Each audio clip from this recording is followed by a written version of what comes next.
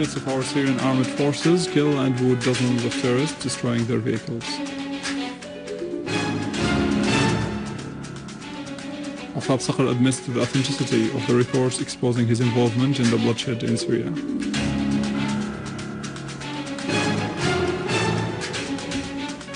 And calls for demonstrations in Egypt in protest against Morsi's unconstitutional decisions.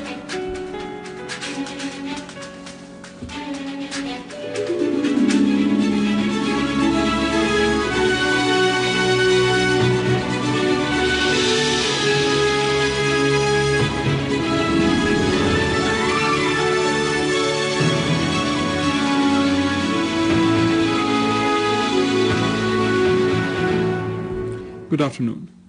An official source in the Ministry of Foreign Affairs and Expatriates said today that following the statements by the U.S. Secretary of State, which warned Syria against a possible use of chemical weapons, the ministry explains that Syria has repeatedly confirmed to the U.S. directly or through the Russian friends and also to the UN Secretary General that it would not use such weapons, if existed, against its people under any conditions, and that Syria fights with its people against terrorism, affiliated with al-Qaeda, which is supported by some well-known countries, especially the United States itself.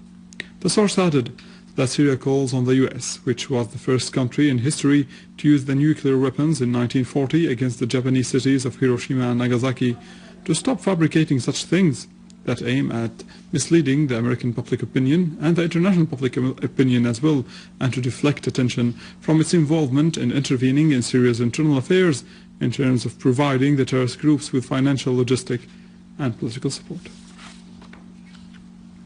Syrian Arab armed forces continued their qualitative operations against the terrorist groups and their hideouts in Idlib countryside. A unit of our armed forces supported by the security forces killed and wounded dozens of terrorists along the Idlib-Harim highway. In the village of Mhambil, a unit of our armed forces killed and wounded dozens of al-Qaeda terrorists and destroyed 6 of their vehicles carrying heavy machine guns, in addition to a number of motorcycles that they used in their vicious attacks on citizens. Syrian army units also killed another number of terrorists who acted as bandits, spreading panic and attacking public and private properties in the villages of Binish, Taftanaz and Sirje in the Idlib countryside. Also in Aleppo and its countryside, a unit of the Syrian Arab Army carried out a series of operations against the terrorist groups, killing many of them, and destroying their hideouts in the villages of Saqer, Babins and Fafin in al-Musalmiyyah, including the weapons and ammunition inside. Syrian Arab Army killed dozens of terrorists in the farms of Amrit and the villages of Qabsin, At-Tariyah and Al-Aziza, and at the castle of Sam'an and the mountain of Sheikh Barakat in Dalat Azza. Meanwhile, a convoy of 12 vehicles was destroyed with all the terrorists inside it at the crossroads of Kafr Hamra, Hritan. Also, a unit of our armed forces destroyed 4 vehicles that carried weapons and terrorists who had committed acts of looting and killing in the neighborhoods of Asfira, while 3 vehicles for the terrorists equipped with machine guns were destroyed in the area of Jib Absin, in addition to 2 cars carrying large amounts of ammunition. In the city of Aleppo, our armed forces eliminated dozens of terrorists of al-Nusra Front in the area of Bustan al-Basha and destroyed all their hideouts. On the other hand, terrorists detonated a Kia Rio car in front of the engineering faculty in Aleppo, which was parked near Adonis area, injuring 4 citizens and inflicting material damage. In Damascus countryside, a unit of the Syrian Arab Army clashed with a terrorist group from al-Nusra Front, which is affiliated to al-Qaeda, near the cultural center in Daraya. The clashes resulted in the killing of a number of the snipers from the terrorists, the injury of others, and the seizure of their weapons, including machine guns and sniper rifles. Army units also announced full control of the Wal al-Basil in Daraya, an area which the terrorists have used to start their terrorist crimes against the army and the citizens. In a successful operation, units of our armed forces set up ambushes to secure the movement of the back fronts forward. Dozens of the terrorists were killed, while others were arrested and their weapons seized. Syrian Arab Army units also raided terrorist hideouts in Daraya farms, killing large numbers of them. Policemen at al-Zabadani area in Damascus countryside confronted terrorist groups who tried to attack the directorate of the area. A source in the Interior Ministry said that the policemen repelled the terrorists and no casualties were reported. Among the policemen,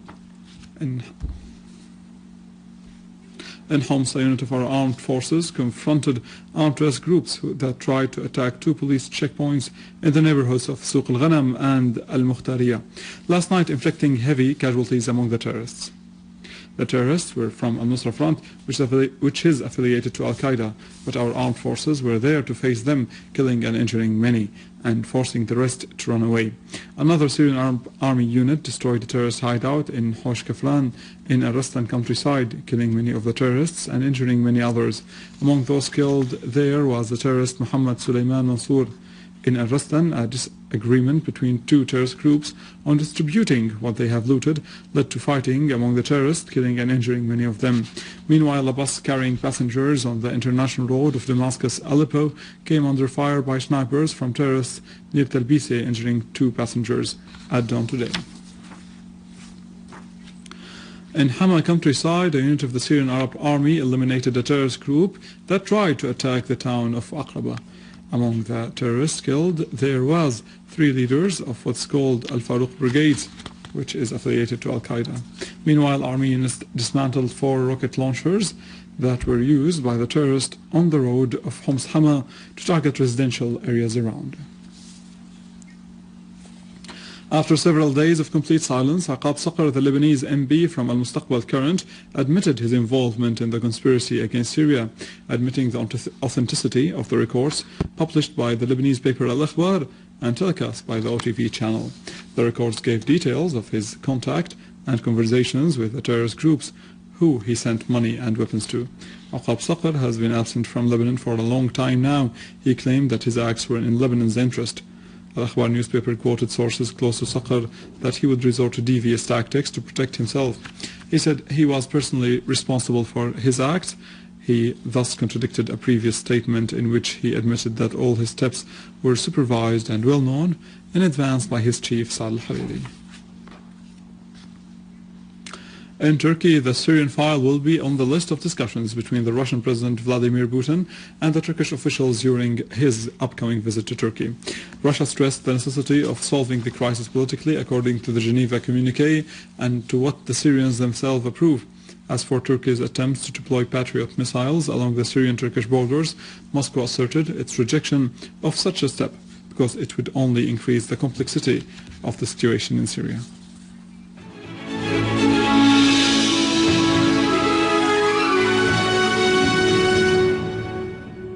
In Egypt, the implications and consequences of the constitutional declaration issued by President Mohamed Morsi continue to escalate. In the Front of National Salvation announced that popular demonstrations would continue and that the demonstrators would stand before the presidential palace. The protest may turn into a general civil disobedience. Egyptian judges announced their unanimous rejection of the referendum of December 15th. Mr. Amr Musa, member of the Higher Committee of the Front, announced that the national forces would never give up their demand of a national constitution. He pointed out that the Front would issue a statement later concerning its attitude to this referendum on the constitution. A young Palestinian was murdered by the Israeli forces of occupation to the west of Nablus in the West Bank. The Israeli army announced that the wounding of 2 soldiers when their military vehicle capsized as it was chasing the car driven by the Palestinian man. Israeli soldiers shot him in cold blood and prevented Palestinian ambulance vehicles from picking him up. In Gaza, a delegation of European parliamentarians called for bringing Israel to account for its atrocities against Palestinian citizens.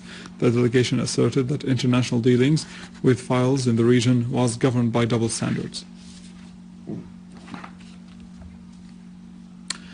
In light of deteriorating security conditions in Libya, the people of al-Bayda town took to the streets in an angry demonstration against these conditions. They asserted that the right of expression and demonstration does not mean chaos. They called for helping the army and security forces to carry out their duties and to preserve public and private properties. The people of Tawagraz called upon the provincial government and the General National Conference to return them to their town, from which they were driven out by forces at the hands of armed militias. These militias committed violent atrocities in the town of Bani Walid before. Iran's representative at the International Agency of Atomic Energy, Mr. Ali Asghar Sultaniya, warned that retaliation against any attack on Iran's nuclear installations would be destructive. He said that Iran might decide to withdraw from the Treaty of Non-Proliferation of Atomic Arms if its nuclear installations were attacked. He asserted that nobody could commit such a stupid step. With this, we come to the end of our news for today. Stay with us after the break. Denise has the latest in economy. For more details, you can visit our website in English, www.syriaonline.sy.